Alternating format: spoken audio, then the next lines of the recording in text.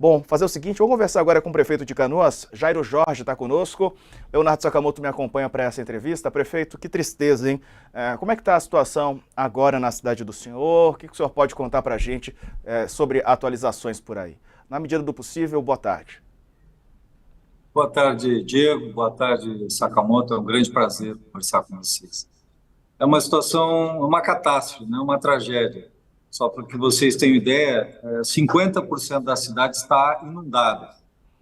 E é uma inundação de 4 a 6 metros. Em alguns lugares 6 metros, em outros lugares 4 metros. Todas as casas térreas estão inundadas.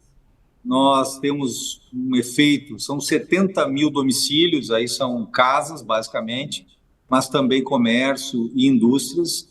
Todo o lado oeste da cidade foi atingido, né? Nós temos uma parte do lado leste que há risco de inundação, tivemos que fazer uma evacuação. A evacuação atingiu 180 mil pessoas. Acho que o Sakamoto coloca um tema correto, é um fato, né? É algo que está no nosso dia a dia, né?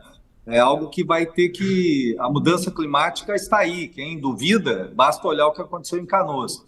Porque é importante lembrar, Sakamoto, que Canoas tinha um dique de proteção. Veja, talvez algumas cidades não tenham, mas Canoas tinha. Na década de 60, eu era criança, eu tinha uns 4 anos, aconteceu em 1966 uma grande enchente. E na época o DNOS, o Departamento Nacional de Obras e Saneamento, construiu dique de proteção. E esses diques tinham 5 metros de altura. Esses diques tinham casas de bombas. Tudo foi idealizado para a enchente de 1941, que até aquele momento era a maior tragédia do nosso estado, que chegou por volta de 4,76 metros em Porto Alegre, aqui é um pouquinho menos. Então, os 5 metros nos davam uma garantia, né? Nos tinham segurança. É o que os engenheiros colocavam. Veja que não havia nenhuma previsão de algo que superasse 41. Isso foi algo, né, que no decorrer, no andamento, foi se revelando, né? E no nosso caso, a água passou por cima do dique.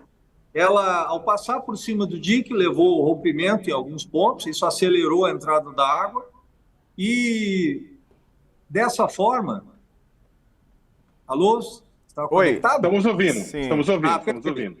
Então, ocorreu essa invasão, né, da água, nivelou com a parte de fora e gerou uma grande piscina, né? E que agora terá uma tarefa, talvez, Sakamoto, Diego, nós vamos ter que levar aí 45 a 60 dias para retirar as águas. Nós temos hoje, só para ter uma ideia, 96 abrigos com 24 mil pessoas. Nós temos hoje 32 mil animais, cães, gatos, também isso é um grande esforço de resgate. Temos 12 mil sem tutores e em torno de 20 mil com os tutores nos abrigos. Então, uma situação bem caótica. Nós estamos aqui sem alimentos. Nós montamos aqui uma central de doações, né, recebimento, e uma central de entrega. Nesse momento, estou com 1.000 pessoas, mas os caminhões que vêm de doação estão com muita dificuldade de chegar aqui. Então, as estradas estão interrompidas. E hoje, nesse momento, eu já dei todo o alimento que a gente tinha, utilizei todo o material que a prefeitura tem, as doações que chegaram, compramos 10 mil cestas básicas para atender a população.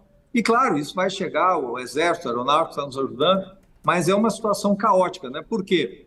Isso que o Sakamoto colocou. Nós tivemos tem 24 mil pessoas em abrigos, mas tem 130 mil pessoas que passaram para o outro lado da cidade, que estão na casa de parentes amigos. Então, a pessoa mora 5 pessoas na casa, hoje tem 20.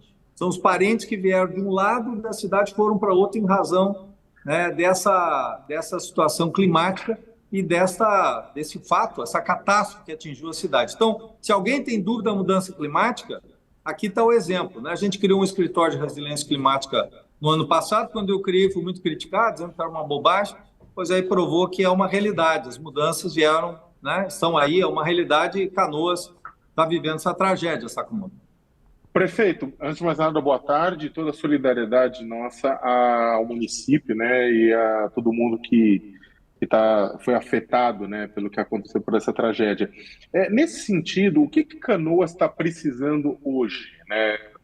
tem ondas de solidariedade, mas também os governos estão sendo demandados a oferecer para as cidades o que elas mais precisam neste momento. O que Canoas está precisando agora? A gente tem visto as imagens, só para deixar mais claro, boa parte das imagens que a gente vê, né, o pessoal que está nos acompanhando, a gente vê na TV, a gente vê em outros lugares de um município completamente tomado pelas águas, boa parte das imagens que estão circulando são imagens de Canoas, né, que tem uma boa parte do seu território, né, da sua cidade embaixo d'água. E aí que teve, né? E aí eu queria saber, prefeito, o que vocês estão precisando neste momento?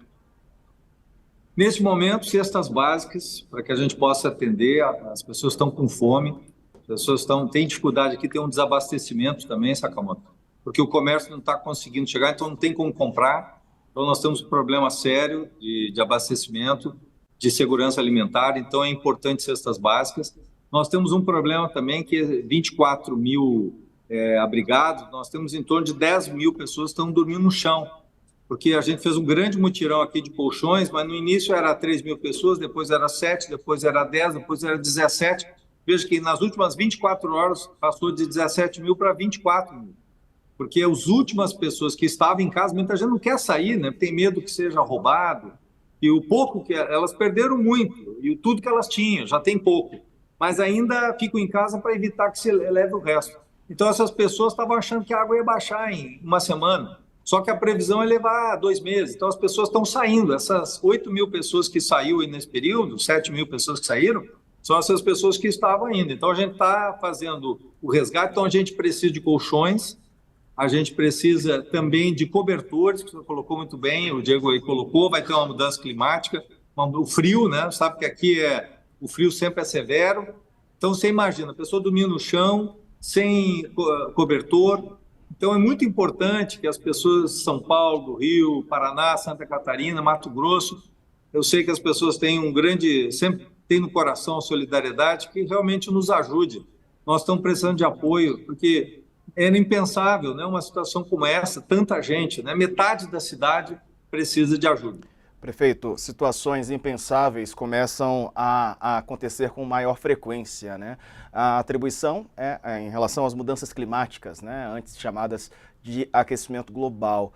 E é preciso que os governantes, né, na esfera municipal, estaduais, e também na esfera federal, pensem em políticas para a prevenção desses desastres, ou pelo menos mitigação, né? Diminuir as consequências como dessas imagens que a gente tem visto do Rio Grande do Sul. A gente sabe que o Rio Grande do Sul é um estado que tem o agronegócio como uma das suas principais potências, né? Que fortalece a economia do estado e também ajuda a economia brasileira. Como é que o agronegócio pode continuar sendo a potência que é e ser um aliado, né, das questões ambientais, climáticas? A gente sabe que, por exemplo, no Congresso em Brasília, muitas vezes as pautas que tratam sobre esse assunto, sobre a proteção do meio ambiente, são travadas pela bancada do agronegócio, né? Como é que a gente pode melhorar isso? Até porque, por exemplo, os agricultores aí do Rio Grande do Sul estão tendo prejuízos, né? Quer dizer, o arroz e tal, o presidente Lula falou sobre isso essa semana.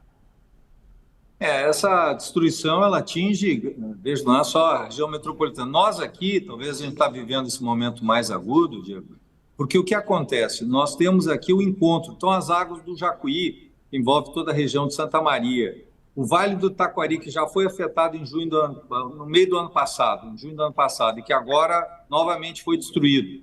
O Vale do Caí e o Vale dos Sinos, todas essas águas, elas escoam aqui no delta do Guaíba, né?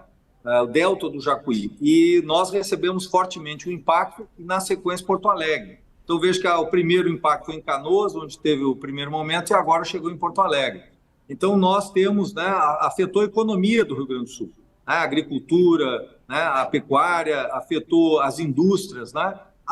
Veja, nós somos aqui um polo industrial, nós temos o segundo semestre do estado, né, disputamos ali com Caxias a segunda colocação no PIB.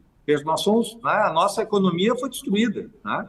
A economia municipal, e obviamente que isso tem impacto na economia do Rio Grande do Sul. Então, essa questão da mudança climática, nós, por exemplo, aqui a gente vem procurando fazer o tema de casa. Temos uma parceria com o ICLEI já há quase 4 anos. Nós temos o plano de ação local climático, sim, medidas de mitigação. Fizemos já todo o balanço do gás estufa.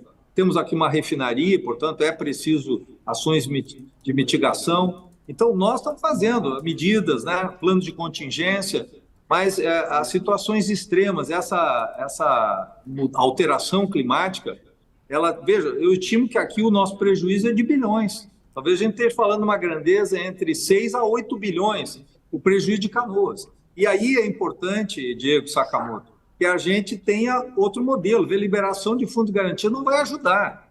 Isso são medidas antigas, medidas ultrapassadas. Nós vamos ter que, também, construção de casas, Minha Casa Minha Vida, também não vai resolver. Nós temos que ter processos de uma espécie de vale-reforma para as pessoas, porque as suas casas estão destruídas. Então, algumas pessoas vão poder reformar as casas. Vai ser preciso um vale-reforma, preciso um vale-construção, para que as pessoas, através de autoconstrução, elas possam reerguer as suas casas.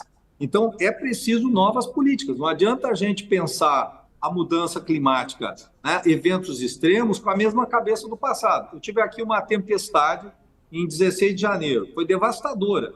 Bom, as pessoas usaram o fundo de garantia, vão usar o que agora? Então, eu vejo, né, recursos, por exemplo, 600 milhões. Bom, 600 milhões, se meu prejuízo aqui é 6 bi, o recurso todo para o Rio Grande do Sul é 10% do prejuízo de Canoas. Então, é preciso olhar uma outra grandeza, é preciso pensar outro tipo de política que possa atender, bem como financiamento. Essas empresas, como elas vão voltar à sua atividade produtiva? Perderam máquinas, perderam equipamentos, a mão de obra hoje está paralisada, vão ficar 2, 3 meses paralisadas. Como vamos recuperar a economia? Então, é preciso uma outra grandeza de políticas, é isso que eu espero do presidente Lula. Esteve aqui os ministros, o ministro Pimenta, o ministro Valdez Góes, a primeira-dama já esteve 2 vezes aqui no município. Eu espero do governo federal essas novas ideias e recursos efetivos, e também aqui com o governador Eduardo Leite, que nós temos aqui um diálogo, né, muito produtivo. Então, eu procuro, né, sem polarizações, porque agora não é hora de disputa, né, é hora de união, com o governo federal, com o governo estadual, buscar recursos que possam levar à reconstrução da economia de Canoas, mas também do Rio Grande do Sul, o que vai exigir efetivamente uma outra grandeza, né, que não era aquilo que acontecia nos episódios anteriores, né? Prefeito, eu conheço bem Canoas, até porque meu pai trabalhou na Refap, né, fez projetos para a Refap, que é da refinaria Alberto Pasqualini, uma das mais importantes refinarias da Petrobras, para quem não conhece, fica em Canoas, né? Então, a pergunta é assim, tipo, eu queria saber da Refap, eu queria saber, é claro, estamos falando do drama humano, mas eu também queria entender um pouco do drama econômico e eventualmente ambiental. A Refap tem uma das maiores áreas de estocagem de produtos refinados do Brasil, né? Então, eu queria saber, o que aconteceu? A Refap foi atingida pelas chuvas, pelas águas, houve algum dano, houve algum vazamento na Refap? E uma segunda coisa, a Refap produz, para quem não sabe, a Refap produz uma série de subprodutos, né? De piche, coque, até gasolina, diesel, gás, um monte de coisa.